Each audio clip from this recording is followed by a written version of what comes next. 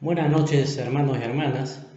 Hoy lunes 5 de diciembre del año 2022 vamos a ver la segunda parte del estudio del capítulo 32 de Números, que va desde el versículo 13 al 42.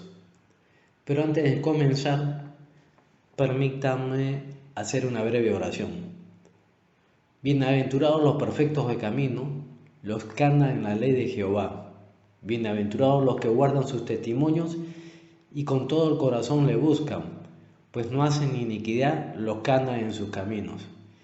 Y ayúdame a andar y permanecer en tus caminos, para lo cual necesito que me des hambre y sed de tu palabra.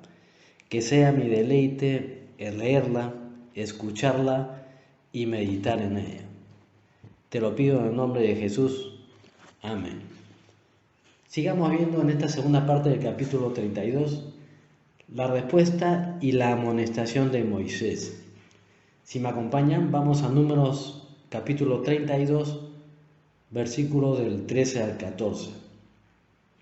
Y la ira de Jehová se encendió contra Israel, y los hizo andar errantes 40 años por el desierto, hasta que fue acabada toda aquella generación que había hecho mal delante de Jehová. Y he aquí, vosotros habéis sucedido en lugar de vuestros padres, prole de hombres pecadores, para añadir aún a la ira de Jehová contra Israel. Raramente nos vemos a nosotros mismos como somos en realidad. Cuando estas tribus trajeron su petición egoísta ante Moisés, no pensaron por un momento que a ojos de Dios eran prole de hombres pecadores, en términos desdeñosos que no se encuentran en ningún otro lugar del Antiguo Testamento. Ellos se veían como un grupo de ganaderos astutos que estaban aprovechando las perspectivas agrícolas, o maridos preocupados que buscaban asegurar el bienestar de sus mujeres vulnerables, o padres protectores que deseaban lo mejor para sus hijos, u oportunistas atentos que aprovechaban una ocasión que quizás no se repetiría, pero ante Dios no eran más que una prole de hombres pecadores. Estaban obsesionados con sus propios intereses. Su única ambición era buscar su propia felicidad, riqueza y seguridad. No pensaron por un momento que esa actitud egoísta añadiría aún más a la ardiente ira del Señor que en Cades Barnea. En todas las situaciones de la vida necesitamos reflexionar no sobre lo que nos complace a nosotros o lo que aprueban los demás, sino acerca de lo que le agrada a Dios. Ellos estaban a punto de provocar la ira del Señor y seguramente esto contribuyó en gran manera a que cambiaran de opinión. Una de las razones por la que tenemos que aceptar un tiempo para leer la palabra de Dios en forma regular, sistemática y reflexiva es porque las Escrituras nos presentan una visión realista de nosotros mismos. La Biblia nos anima, pero no nos adula, expone nuestras faltas, desafía nuestra apatía, identifica nuestras debilidades y corrige nuestros errores. Hace que nos enfrentemos a nuestras flaquezas y a la luz de la enseñanza nos anima a buscar al Señor para que limpie el pasado, para que nos proporcione poder de vivir de manera diferente y de ser sensibles a los efectos dañinos del pecado de la vida humana. Si vamos a Números, capítulo 32, versículo 15, nos dice: y si os volviereis de en pos de él volverá otra vez a dejaros en el desierto y destruiréis a todo este pueblo. No buscar la voluntad del Señor es grave para los creyentes, y en este caso las dos tribus imaginaron vaniosamente que lo único que estaban pidiendo era evitar su viaje a Canaán, nada más. Moisés sabía que estaba en juego no solamente la petición de no llevar a cabo un plan establecido.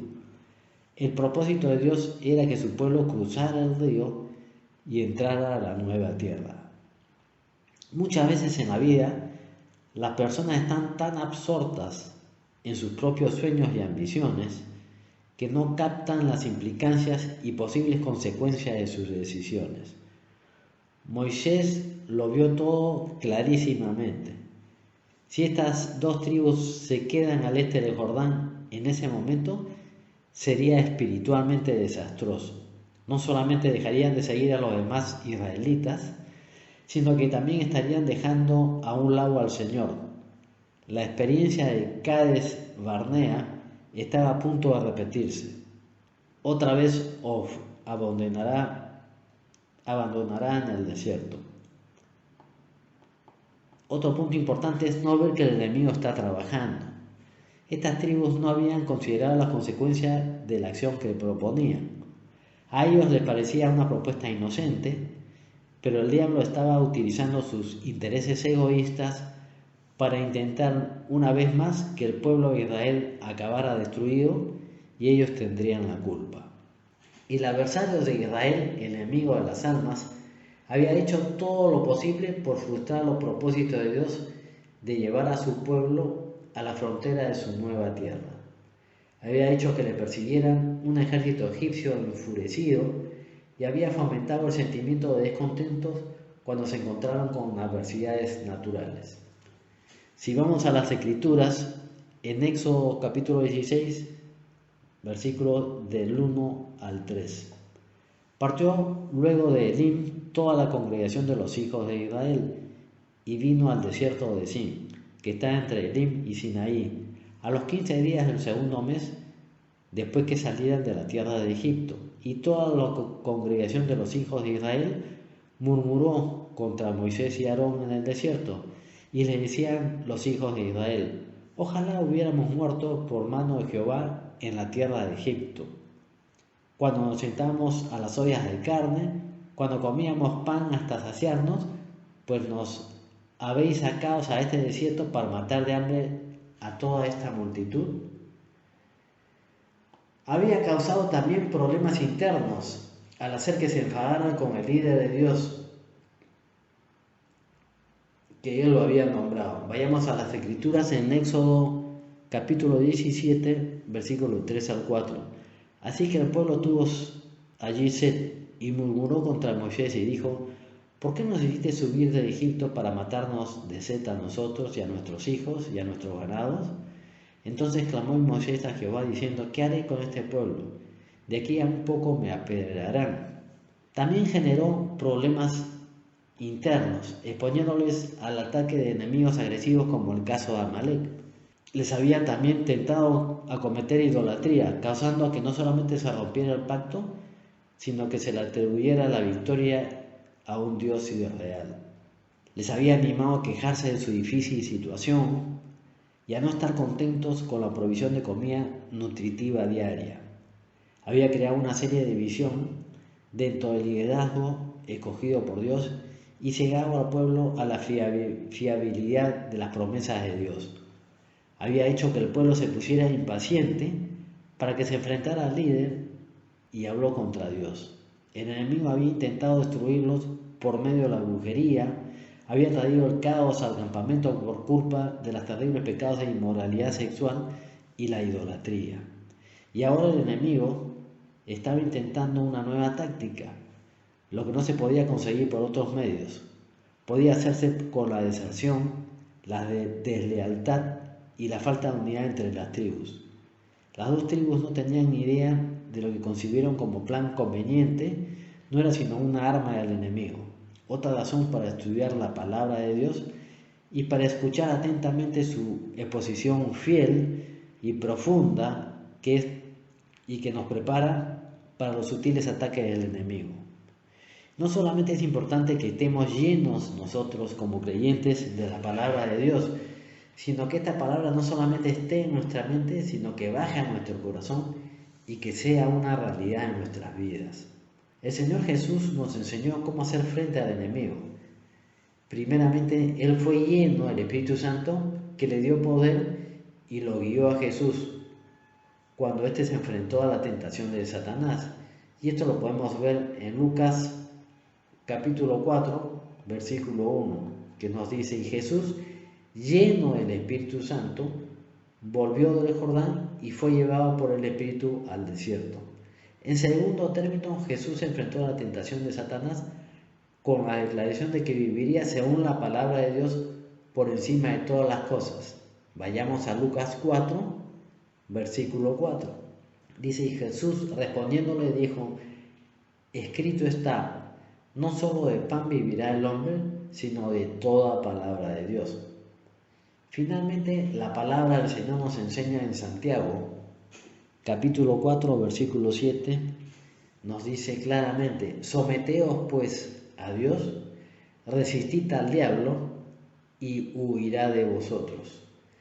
Esa palabra someteos en el original griego es hupotazo, que significa subordinar, significa obedecer, estar bajo, estar sometido, estar sujeto y sumiso.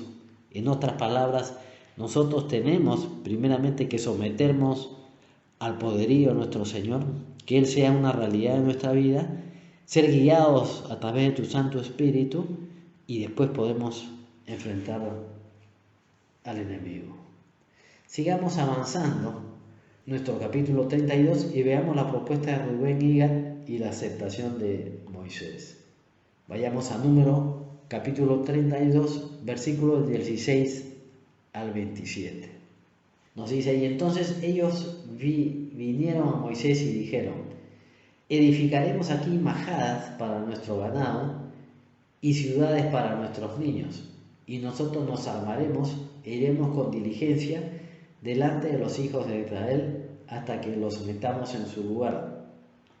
Y nuestros niños quedarán en ciudades fortificadas a causa de los moradores del país. No volveremos a nuestras casas hasta que los hijos de Israel posean cada uno su heredad, porque no tomaremos heredad con ellos al otro lado del Jordán ni adelante, por cuanto tendremos ya nuestra heredad a este otro lado del Jordán al oriente. Entonces le respondió Moisés, si lo hacéis así, si os disponéis para ir delante de Jehová a la guerra, y todos vosotros pasáis armados el Jordán delante de Jehová, hasta que haya echado a sus enemigos delante de sí, y sea el país sojuzgado delante de Jehová, luego volveréis y seréis libres de culpa para con Jehová y para con Israel, y esta tierra será vuestra en heredad delante de Jehová.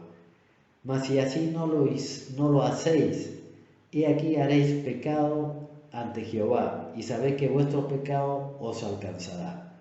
Edificaos ciudades para vuestros niños y majadas para vuestras ovejas, y haced lo que ha declarado vuestra boca.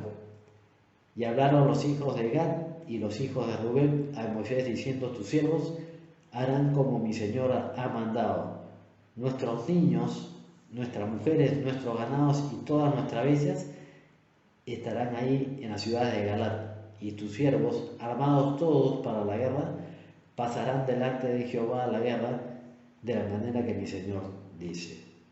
Una majada, para poder explicarles, era un redil o un corral sencillo, que constaba de 4 paredes ásperas de piedra, lo suficientemente altas para mantener alejados los animales salvajes.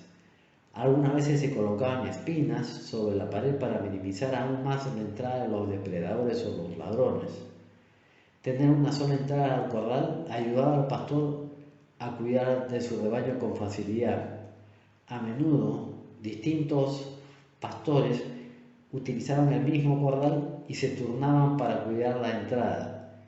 Que los animales se mezclaran no representaba ningún problema, ya que los rebaños respondían prontamente a la voz de su pastor. Las 3 tribus que decidieron quedarse al lado oriental del Jordán querían construir corrales para proteger sus rebaños y ciudades para proteger a sus familias, antes de que sus hombres cruzaran el río para ayudar al resto de las tribus a conquistar la tierra prometida. He aquí un buen efecto del trato claro. Al mostrar a Moisés su pecado y el peligro, los llevó a su deber sin murmuraciones ni disputas. Todos los hombres debieran considerar los intereses de los demás al igual que los propios. La ley de amor nos pide que laboremos, nos aventuremos o suframos unos por otros según haya ocasión.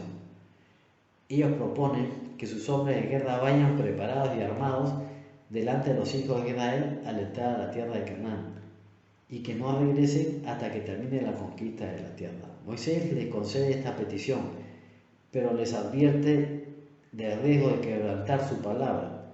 Si falláis, pecáis contra el Señor y no solamente contra vuestros hermanos. Por cierto que Dios os tomará cuenta de esto. Tened la seguridad que vuestro pecado os alcanzará. El pecado alcanzará ciertamente al pecador tarde o temprano. Ahora nos corresponde sacar a luz nuestros pecados para arrepentirnos y abandonarlos. No sea cosa que ellos nos alcancen para nuestra destrucción, a nosotros como creyentes. Los líderes de Rubén y Gad prestaron especial atención a los argumentos de Moisés y presentaron al líder una propuesta mejor. Las dos tribus reconocieron que lo que Moisés había compartido tan elocuente y persuasivamente era cierto.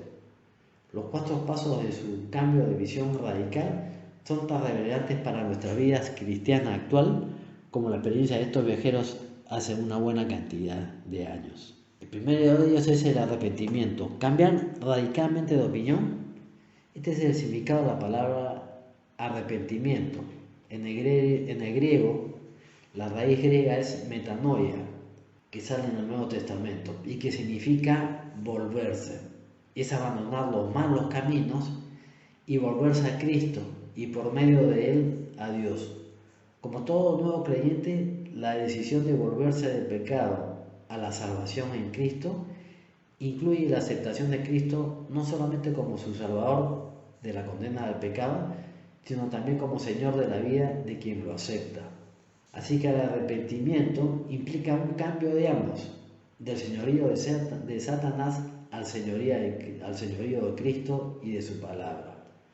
Como dice la palabra del Señor en Hechos, capítulo 26, versículo 18, para que abras sus ojos, para que se conviertan de las tinieblas a la luz y de la potestad de Satanás a Dios, para que reciban por la fe que es en mí perdón de pecados y herencia entre los santificados. El arrepentimiento es una decisión libre de parte del pecador, hecha posible mediante la gracia capacitadora dada a él al oír el Evangelio y creer en Cristo. El arrepentimiento genuino irá acompañado del fruto de justicia, la genuina fe salvadora, y la conversión tiene que manifestarse mediante una vida que abandone el pecado y lleve frutos piadosos. Los que dicen que creen en Cristo y son hijos de Dios, pero no viven de tal manera que produzcan buen fruto, son como árboles que habrá que cortar y arrojar al fuego. Estas dos tribus, en lugar de quedarse atrás, fueron la vanguardia del ejército del Señor al cruzar el río. La tribu de Rubén y Gad constituyeron la avanzada. El pasaje que describe la invasión cuenta que los hijos de Rubén, los hijos de Gad y la media tribu Manasés pasaron en orden de batalla delante de los hijos de Israel, tal como Moisés le había dicho. Esto lo podemos ver en Josué, capítulo 4, lo pueden ver, versículo 12. Estas dos tribus modificaron la opinión que tenían de sí mismos, del Señor, de otros y de la vida. En primer lugar, cambiaron de opinión sobre sí mismos. Al escuchar a Moisés, se dieron cuenta de la razón que tenía al exponer su egoísmo.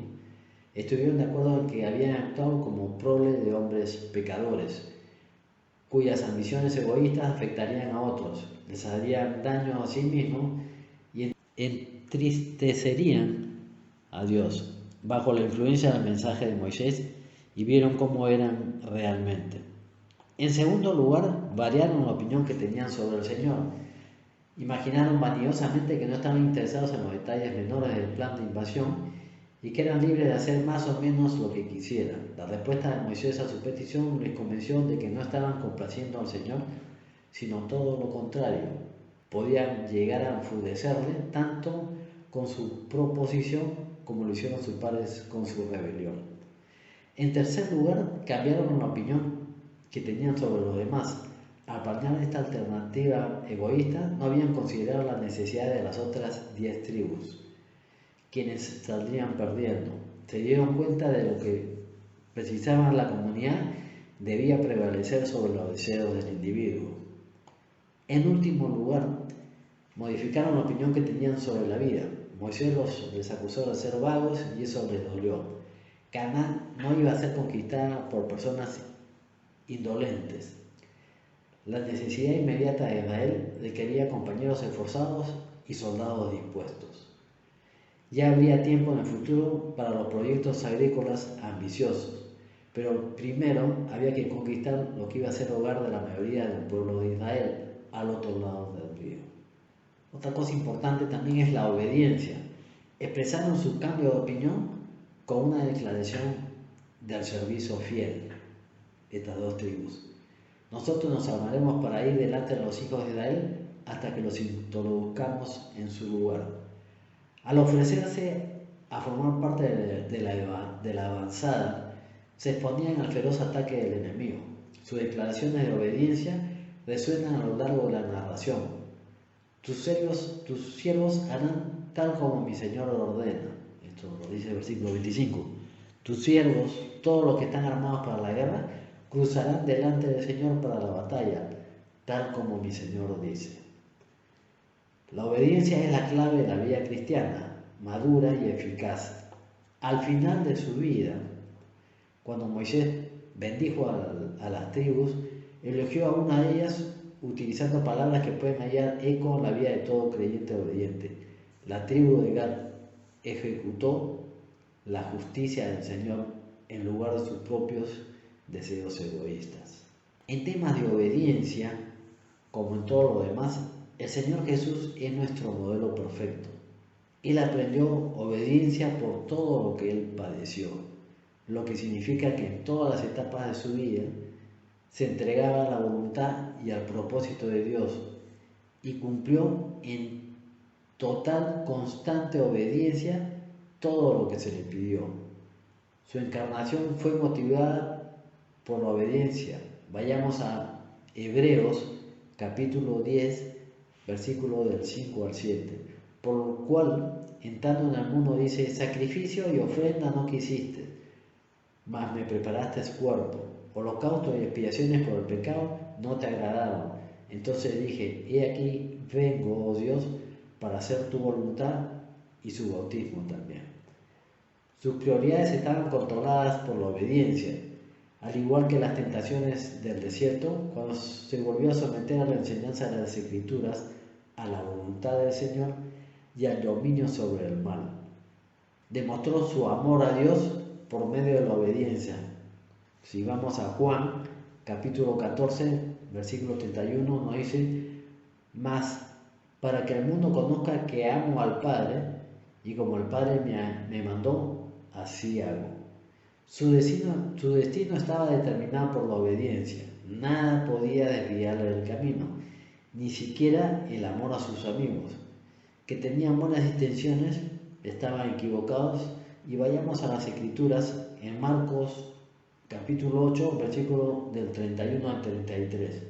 Nos dice: y comenzó a enseñarles que le era necesario al Hijo del Hombre padecer mucho, y ser desechado por los ancianos, por los principales sacerdotes y por los escribas, y ser muerto y resucitar después de 3 días.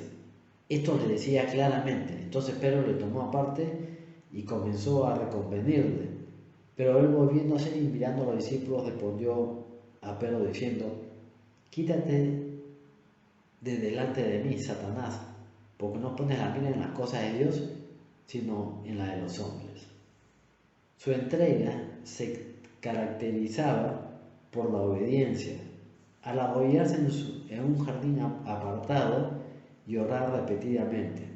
Y esto lo podemos ver en Mateo, capítulo 26, versículo 39 y el versículo 42. Y yendo un poco adelante, se postró sobre su rostro, orando y diciendo: Padre mío, si es posible, pase de mí esta copa, pero no sea como yo quiero, sino como tú. Y otra vez fue y oró por segunda vez, diciendo: Padre mío, si no puedo pasar de mí esta copa sin que yo la beba, hágase tu voluntad. El aspecto importante acá es la entrega. Las dos tribus no obedecieron por obligación ni tampoco a regañadientes. Se entregaron por completo al servicio del Señor. No volveremos a nuestros hogares hasta que cada uno de los hijos de Israel haya ocupado su heredad. Fue un acto de compromiso inmediato, total e incondicional. Y otro aspecto importante es la confianza. Las dos tribus pidieron que antes de avanzar pudieran edificar aprisco al este del Jordán para su ganado y ciudades para sus pequeños. Mientras estuvieran luchando en Canaán por toda la comunidad, sus pequeños se quedarían en las ciudades fortificadas por causa de los habitantes de la tierra. Moisés les permitió que hicieran esto y acordó una vez que se hubiera conquistado. Canaán podría volverse a sus hogares recién construidos a la región de Transjordania. Esto fue un acto de tremenda fe. Otros hombres tendrían a sus mujeres e hijos consigo al establecer su lugar en diferentes partes de la tierra. Si las dos tribus y media querían regresar al este del Jordán, deberían confiar en que el Señor iba a guardar sus familias mientras ellos estaban luchando al otro lado del río. A menudo en la vida adquirimos compromisos que requieren obediencia y entrega, y tenemos que confiar en Dios para el resultado. No podemos saber cómo saldrá todo, pero si buscamos la voluntad del Señor, Él nos cuidará y asegurará que no suframos. Conocemos la historia del atleta olímpico de 1924, Eric Liddell, por la famosa película Carros de Fuego. Su experiencia anima a cualquiera que esté respondiendo a Dios en obediencia y entrega. Liddell se negó a correr los domingos en la prueba de 100 metros y esta decisión le podría haber costado el éxito, pero se tomó en serio un mensaje que alguien le escribió en una nota: yo daré a los que me honran. Y así lo hizo. Liddell corrió los 400 metros después, ganó la carrera y estableció un nuevo récord mundial. Vayamos a Números, capítulo 32, versículo del 28 al 42. Entonces les encomendó Moisés al sacerdote Eleazar y a Josué, hijo de Nun, y a los príncipes de los padres de las tribus de los hijos de Israel. Y le dijo Moisés: si los hijos de Gad y los hijos de Rubén pasan con vosotros el Jordán armados, todos para la guerra delante de Jehová, luego que el país sea sojuzgado delante de vosotros, le daréis la tierra de Galaad en posesión. Mas si no pasan armados con vosotros, entonces tendrán posesión entre vosotros en la tierra de Canaán. Y los hijos de Gad y los hijos de Rubén respondieron diciendo: haremos lo que Jehová ha dicho a sus siervos. Nosotros pasaremos armados delante de Jehová a la tierra de Canaán, y a la posesión de nuestra heredad será a este lado del Jordán. Así Moisés dijo a los hijos de Gad y a los hijos de Rubén y a la media tribu de Manasés, hijo de José: el reino de Sehón, rey de Amorreo, el reino de Og, rey de Basán, la tierra con sus ciudades y sus territorios, las ciudades del país alrededor. Y los hijos de Gad edificaron Dibón, Atarot, Aroer, Atarot, Sofán, Jazer, Jobetja, Bet-Nimra, Bet-Tanan, ciudades fortificadas. Hicieron también majadas para ovejas. Y los hijos de Rubén edificaron Esbón, Eliable, Kiritaim, Nebo, Balmeón, mundados los hombres, y Sitma, y pusieron nombres a las ciudades que edificaron. Y los hijos de Maquir, hijos de Manasés, fueron a Galaad y la tomaron y echaron al marrero que estaba allí en ella.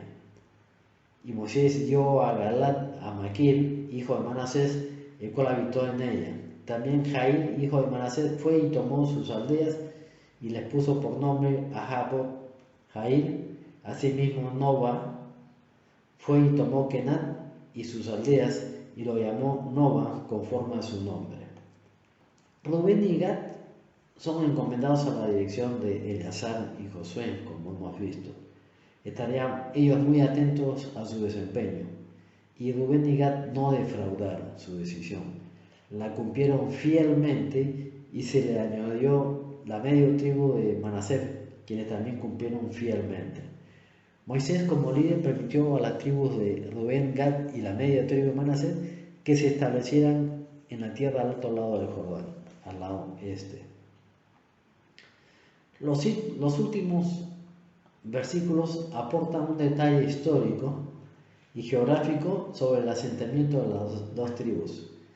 Identifican ciudades fortificadas y apriscos para el ganado construidos por la tribu de Gad y de Rubén, además de la media tribu de Manasés, a la que pertenecían las hijas de Zelofejat. Vayamos a la palabra del Señor en Números capítulo 27, versículo del 1 al 11. Y dice: y vinieron las hijas de Zelofejat, hijo de Jefer, hijo de Galat, hijo de Maquir, hijo de Manasés, de la familia de Manasés, hijo de José, los nombres de las cuales eran Maala, Noa, Ogla, Milca y Tirsa. Y se presentaron delante de Moisés y delante del sacerdote Eleazar, y delante de los príncipes y toda la congregación a la puerta del tabernáculo de reunión. Y dijeron: nuestro padre murió en el desierto, y él no estuvo en la compañía de los que se juntaron contra Jehová en el grupo de Coré, sino que en su propio pecado murió y no tuvo hijos. ¿Por qué será quitado el nombre de nuestro padre de entre su familia, por no haber tenido hijo? Dadnos heredad entre los hermanos de nuestro padre. Y Moisés llevó su causa delante de Jehová, y Jehová respondió a Moisés diciendo: bien dicen las hijas de Zelofejat, les darás la posesión de una heredad entre los hermanos de su padre, y traspasará la heredad de su padre a ellas. Y a los hijos de Israel hablarás diciendo: cuando alguno muriere sin hijos, traspasaréis su herencia a su hija. Si no tuviere hijas, daréis su herencia a sus hermanos. Y si no tuvieran hermanos, daréis su herencia a los hermanos de su padre. Y su padre no tuvieran hermanos, daréis su herencia a su pariente más cercano de su linaje, y de éste será. Y para los hijos de Israel, esto será por estatuto de derecho, como Jehová mandó a Moisés. Es interesante ver que algunas de las ciudades conquistadas al este del Jordán recibieron nuevos nombres. No era apropiado que el pueblo de Israel habitara en ciudades como Nebo o Baal-Meón, dedicadas a dioses paganos. El pueblo que se estableció en la zona del este del río quería comenzar de nuevo viviendo en comunidades sin rastro alguno de paganismo.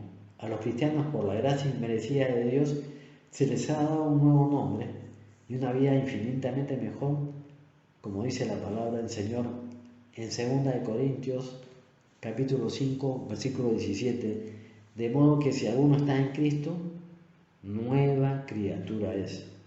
Las cosas viejas pasaron, y aquí todas son hechas nuevas. Dios los bendiga, hermanos.